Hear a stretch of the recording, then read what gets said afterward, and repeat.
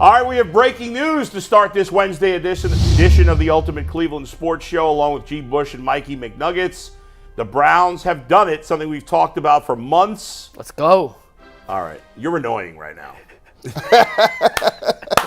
Listen, it's not my fault the Browns could re-sign both their general manager and their head coach, and the Bengals can't sign a single receiver. Well, don't put that on me. That's true. Don't put that on me. Blame the poverty franchise. I don't like phony homerism. You're phony homerisming right now. I just like to bust your balls. Yeah, I know.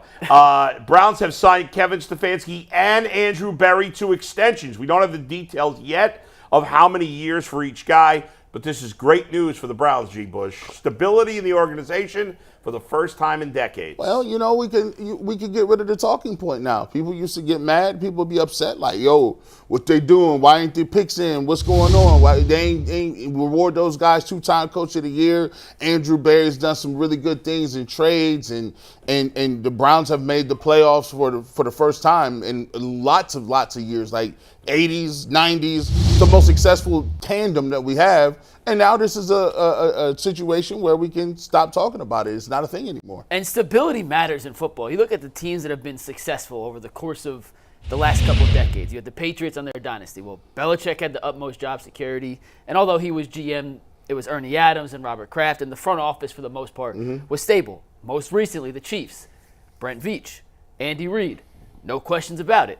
The Browns and Stefanski and Berry aren't on those levels yet. They have one playoff win, and I'm not trying to put them on that level, but I'm just saying the idea of stability and having your head coach and general manager in lockstep, not just with roster moves, but future team building and future team planning and goals and aspirations, that is a monumental factor for a team and an organization that, frankly, has lacked stability completely since they came back to Cleveland in '99. And now they've got to prove they're worth it. Both these guys have done a good job, but not good enough. I'm seeing a lot of tweets, best pair in forever. But okay, that's true. But there's not a high bar there. No. There's been all the other pairs were horrible. So all you had to do was be better than horrible to reach that level. I'm a fan of Andrew Berry. I'm a fan of Kevin Stefanski. I think Andrew Berry's done a solid job as GM. I think Kevin Stefanski's done a very good job as head coach. But neither one has done close to good enough. The goal in Cleveland, G. Bush, is to win a Super Bowl. Not win one playoff game in 4 years. Especially when you go all in on quarterback. That's right. So now is the time to take it to the next level because there's been other stability. Marvin Lewis had stability in Cincinnati. Mike Tomlin's had stability in Pittsburgh. He hasn't won in a long time. Marvin Lewis never won squat. Sometimes it's, the reason Belichick stuck around for a long time and Andy Reid is because they won, not just because they wanted stability. You got to win. You got to win when it matters. So this was a big first step. But really, it's the first step. But you'd think if you're Andrew Berry now, if you're Kevin Stefanski now, there's a sense of calm and relax. And the thing about stability is, these guys have chemistry and they work together well, and it allows you to grow. Every coach is going to get somewhat better. Every GM is going to get at least some degree better the longer they do the job. Now, some guys ultimately are not good enough, and they can do it for 10 years, and it's just not good enough. But I suspect that these two guys are good enough and that with more time they will eventually get the job done. But just because I think it or you think it or you think it doesn't mean it's going to happen. Now they've got to prove it, and they've got who knows how many years. We haven't seen it. I'm assuming they got at least a 4-year extension, if not 5, which means we could potentially have these guys together for as much as a decade, if not more. And that's a great step for the organization. Well, listen, people always say, I've been as vocal as anybody about Stefanski, right? But I'm always a person who gives you an opportunity to prove me wrong on the field by what you do. And what Kevin Stefanski did was he was like, hey, I was coach of the year. I did it with a different quarterback. I did it with a different play style. He came back last year and did it with 5 or 6 different quarterbacks and everybody being injured and still went to the playoffs. This is a list of the guys who have won 2 Coach of the Years awards in the NFL. Allie Sherman won 2. George Halas, that's pretty dope name. Don Shula, pretty tough, big name. George Allen. You keep going. Joe Gibbs, another big time name. Mike Ditka, huge name. Bill Parcells, right? And Bill Belichick. And by the way, Ron Rivera and Bruce Arians. And Bruce Arians, right? Because it's changed. The award has changed.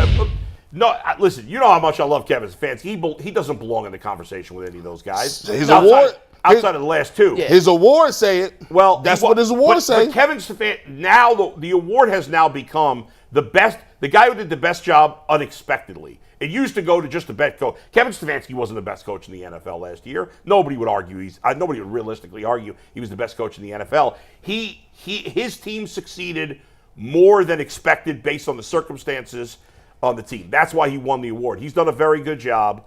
But no, he doesn't. Those coaches are Hall of Famers. Kevin Stefanski would have to buy a ticket to get in the Hall of Fame. I mean, his book is yet to be written. Well, I'm saying to this early. point. It's early. Yeah. And for him to do it in a very short period of time, put you in a list of people that's saying, wow, this guy, I mean, I don't think in 4 years, it's crazy. But look at the other two guys who have done it in recent years. I mean, we don't look at Ron Rivera as a good coach. Ron Rivera is considered a bad coach, and he won and Bruce Arians, who's been Bruce Arians fine. I mean, Bruce Arians. Those guys were all a long time ago outside of Belichick. Well, Bruce Arians, he just left. He's fine, but he's going to the Hall of Fame. I think he might. Oh, I don't. He has 2 Coach of the Years and a Super Bowl. I don't think Coach of the Year has anything to do with Hall of Fame. Well, regardless of Coach of the Year, since Stefanski and Berry have come to the Browns have seen a level of success they frankly hadn't seen since coming back to Cleveland in '99. The 37-30 record is a .552 win percentage, which is their best since the 1986 through 1989 4-year stretch. I'm just saying that since they've come, they have brought this organization from, frankly, a laughingstock to legitimately credible on all facets, offensively, defensively, from a well-run, top-down standpoint. And when you look at what they've done, and to your point earlier about improving, there is room and reason to believe that this pairing will only get better and better and better. Can they reach the ultimate goal of winning a Super Bowl? I don't think we have enough data yet to tell us yes or no. But there is reason to believe this tandem can keep ascending up the ladder of the best head coach, GM tandems in football. And I think one of the things that there's going to be one of the unintended consequences to this is now, depending on the years, we know for a fact that if the Deshaun Watson thing does not work, they will still be here. That's true. That's huge. That's a big deal. It's a big deal because if Deshaun flops this year, then Berry and Stefanski, if they decide to, can move on. Yeah. Even after this year, you can start thinking about drafting a quarterback. You don't have to worry about your job. Yeah. If that happens. They are now insulated from that. No doubt. And now, when you have, and here's the thing that what the organization should think about. Now the organization does not have to worry about Stefanski or Berry going out of their way to do things in the short term that they normally would not do because they're worried about making a splash or having to keep their job. So now they can go into it and make the best decision for a 5-year term rather than a 6-month all-in type deal. It's funny because since this show started in 2022, and I'm sure this was 2021 and 2020, I just can't speak from that from personal experience. Kevin Stefanski's been a dividing factor in the city. There are people that love Kevin Stefanski. There are people that hate Kevin Stefanski. I go back to the Seattle game this year when he decided to throw the ball to P.J. Walker. It gets picked off, and we had the poll that next Monday morning. Should Kevin Stefanski still be the head coach of the Browns? And it was 83% said no, fire him. Well, he's the first head coach since the Bush administration.